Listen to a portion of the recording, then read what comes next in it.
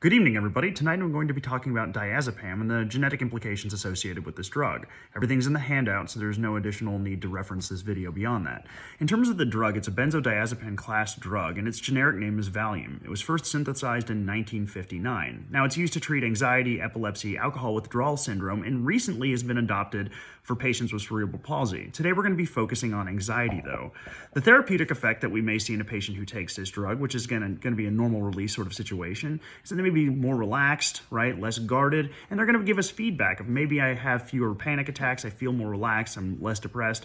And from an objective standpoint, we may see a reduced heart rate, reduced blood pressure, and reduced respiration rate towards a more normal level. Common adverse effects are amnesia, dizziness, ataxia, confusion, sedation, depression, tachycardia, and more severe impacts can be respiratory arrest and even death. Pharmacogenetic implications are very straightforward. The sedative events of the drug are believed to be formed from a complex that when this drug enters into the system and it is metabolized, forms and blocks excitation of certain receptors, thereby preventing somebody from necessarily seeing overly anxious and things like this.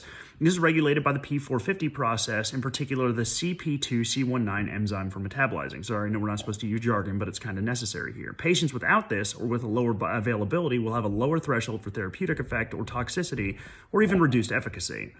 This particular enzyme, as discussed, the CYP2C19, is absent in 2% of Europeans, 13% of East Asians, and 57% of Oceanians. Additionally, women with higher levels of estrogen have lower levels of this enzyme, and vice versa.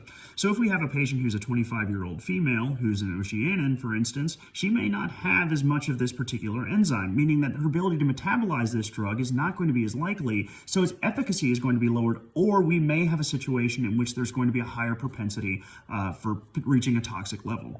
Thank you.